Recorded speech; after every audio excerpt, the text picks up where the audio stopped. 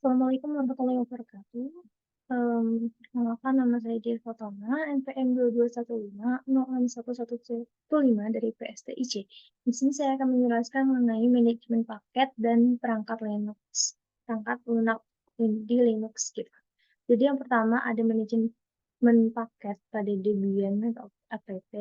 Jadi manajemen paket itu adalah distribusi Debian pada distribusi dan turunan seperti misalkan Ubuntu itu menggunakan alat manajemen paket yang namanya apt atau Advanced Package Tool.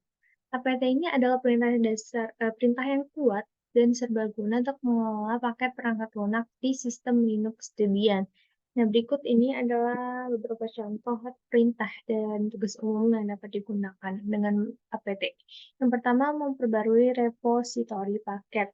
Nah, sebelum melakukan instalasi atau pembaruan paket, ini sangat penting untuk memperbarui repositori paket Anda. Nah, di sini perintahnya dengan memasukkan sudo apt update. Kemudian yang kedua, itu ada instalasi paket. Instalasi paket itu untuk menginstal paket. Gunakan perintah install dengan nama paket yang Anda ingin install gitu. Contohnya itu ada sudo apt install nama paket ya, diikuti nama paket. Yang ketiga itu ada pembaruan paket. Nah, pembaruan paket di sini akan mengambil versi terbaru dari paket yang sudah terinstal di sistem Anda. Jadi, paket yang sudah diinstal sebelumnya nanti akan diperbarui atau di-upgrade. Nah, perintahnya yaitu sudo apt upgrade. Kemudian, yang keempat itu ada pembaruan seluruh sistem. Jadi, seluruh sistem akan diperbarui ke versi yang terbaru. Perintahnya adalah sudo apt disk upgrade.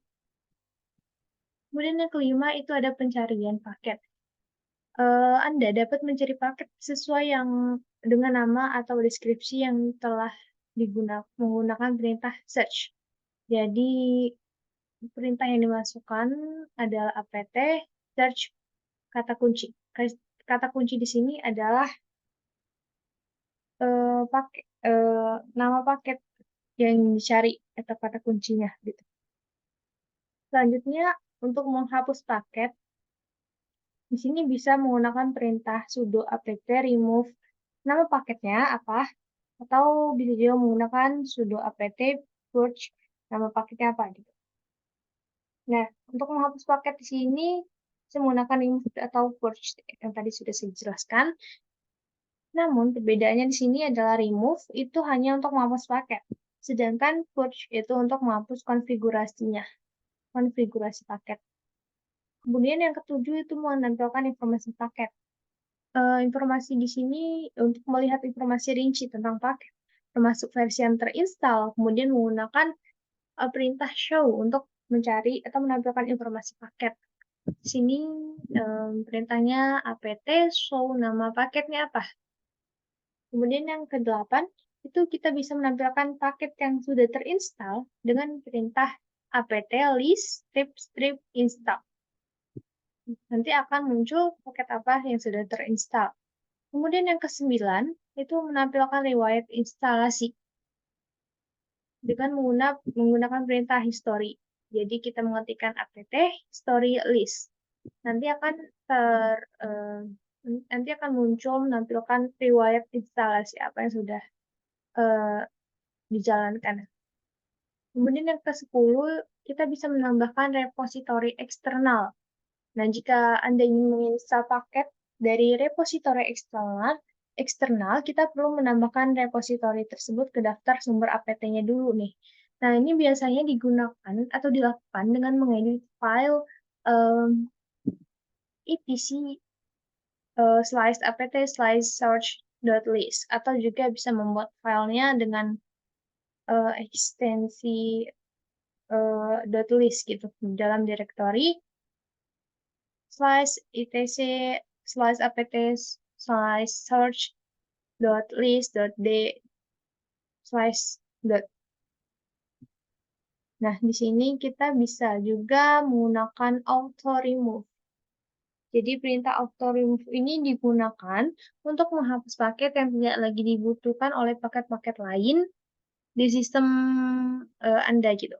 Jadi bisa menggunakan perintah sudo apt auto remove.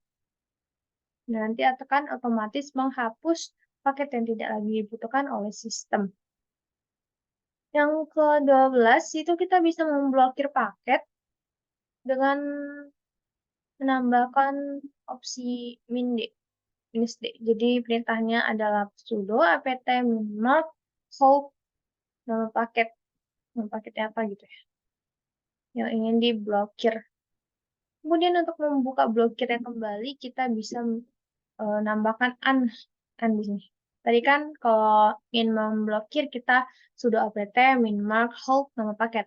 Nah, sedangkan untuk membuka blokir ya tinggal pakai unhold aja. Gitu. Sudo apt minmark unhold nama paketnya apa. Nah, itu saja 13 perintah dasar yang dapat membantu Anda mengelola paket untuk perangkat lunak di sistem Linux berbasis Debian. Nah, perintah-perintah ini itu akan sangat berguna dalam pengaturan dan pemeliharaan sistem Linux Anda nih. Pastikan untuk menjalankan perintah-perintah manajemen paket dengan hak akses super user atau sudo jika diperlukan. Jadi, misalkan ketika kita mengakses semuanya ini, membuka blokir, membuka paket, atau lainnya, itu kita bisa tambahkan sudo di awalnya untuk mengakses agar bisa dijalankan gitu.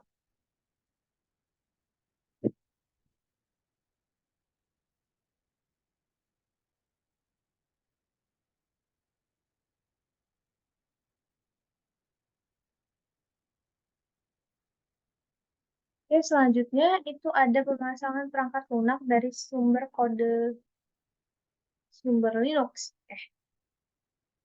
Di sini pemasangan perangkat lunak dari sumber atau source code di Linux itu adalah cara untuk lebih maju dan fleksibel dalam menginstal perangkat lunak daripada menggunakan manajer paket bawaan gitu. Jadi untuk menginstal ini memungkinkan Anda untuk mengkompilasi perangkat lunak langsung dari code sumbernya gitu. Nah, namun metode ini tuh lebih kompleks dan perlu beberapa langkah tambahan. Jadi di sini ada panduan umum tentang cara melakukan pemasangan perangkat lunak dari sumber di Linux. Yang pertama itu adalah siapkan lingkungan dulu. Kemudian yang kedua unduh kode sumber. Yang ketiga ekstrak kode sumber tadi. Kemudian masuk ke dalam direktori sumber. Kemudian yang kelima konfigurasi. Yang keenam kompilasi. Yang ketujuh instalasi. Yang kedelapan membersihkan. Oke. Yang pertama itu persiapan lingkungan. Jadi pertama Anda harus memiliki semua perangkat yang diperlukan untuk mengkompilasi perangkat lunak seperti misalkan compiler C atau C++ gitu, perpustakaan, dan utilitas yang diperlukan.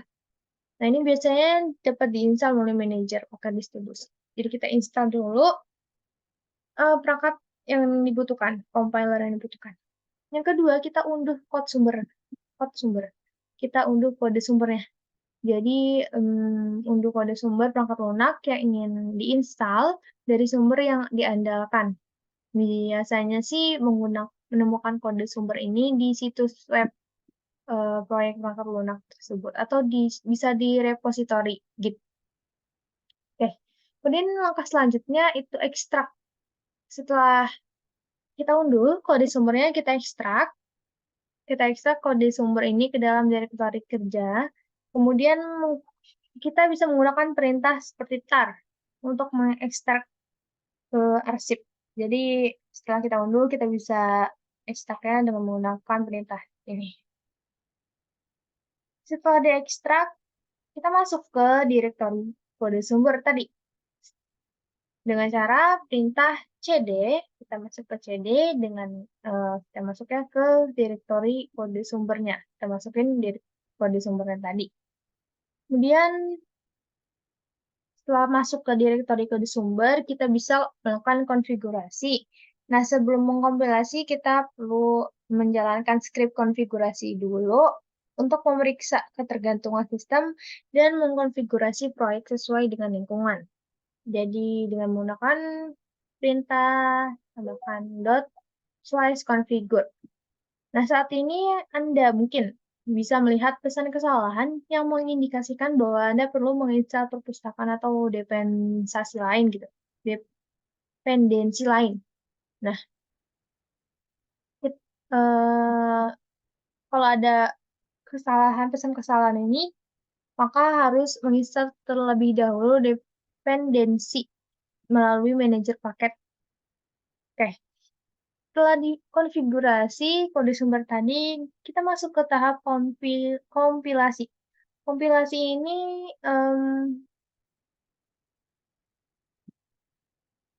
mengkompilasi perangkat lunak. Caranya kita bisa menggunakan perintah make.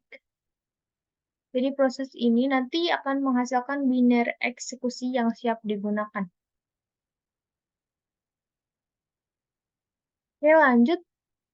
Setelah kita konfigurasi, kompilasi, yang selanjutnya adalah kita instalasi. Nah, tapi ini opsional ya. Kita bisa menginstal perangkat lunak itu ke sistem Anda dengan menggunakan perintah make install. Nah, namun ini tidak selalu diperlukan atau opsional ya. Karena jika Anda ingin menjalankan perangkat lunak dari directory sumber tanpa menginstalnya ke sistem. Kalau mau install, itu pakai perintah sudo make install.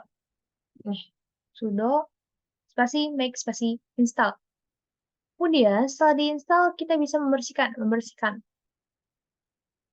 Kita membersihkan direktori sumber dengan menjalankan perintah make clean. Make spasi clean. Nah, nanti ini akan menghapus file-file sementara yang dibuat selama proses kompilasi. Oke. Jadi ini penting banget untuk diingat bahwa manajer paket bawaan, misalkan apt, yum, pacman, dan lain-lain, itu lebih disukai dalam sebagian besar kasus karena mereka ini mengelola dependensi dan pembaruan perangkat lunak secara otomatis. Pemasangan dari kode sumber biasanya lebih sesuai jika Anda memerlukan versi terbaru dan konfigurasi khusus dari perangkat lunak tertentu. Pastikan untuk membaca dokumentasi. Nah, jadi ini sangat penting gitu ya. Di sini ada contoh kasusnya. Misalkan contoh kasusnya tadi, em,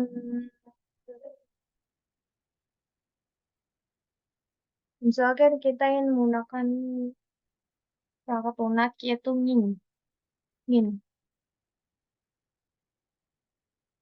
Pertama kita unduh dulu kode sumber min dari situs web tertentu, bisa di browser atau menggunakan perintah widget. Kalau di server terminal server ya, kita bisa menggunakan perintah widget, kita paste linknya, link paket yang ini diinstal, kemudian kita ekstrak dulu dengan menggunakan perintah tar min zxvf, kemudian nama ininya, dan kita. Kemudian yang ketiga itu kita masuk ke directory, kode sumbernya tadi. Kode sumbernya tadi adalah min1.21.1. Jadi dengan menggunakan perintah cd. Kemudian yang keempat kita konfigurasi min tadi dengan perintah slice configure. Yang kelima kita kompilasi min tadi dengan menggunakan perintah make. Kemudian selanjutnya kita install dengan menggunakan perintah sudo make install. Oke, setelah langkah-langkah tadi selesai, ini tadi akan dikompilasi dan dapat diinstal ke sistem Anda.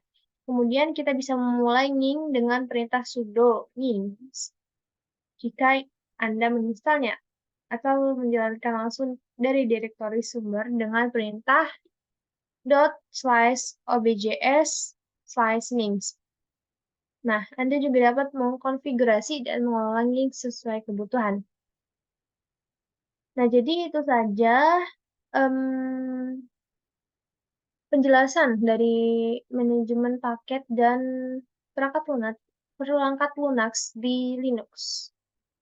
Semoga bisa bermanfaat. Saya akhiri. Wassalamualaikum warahmatullahi wabarakatuh.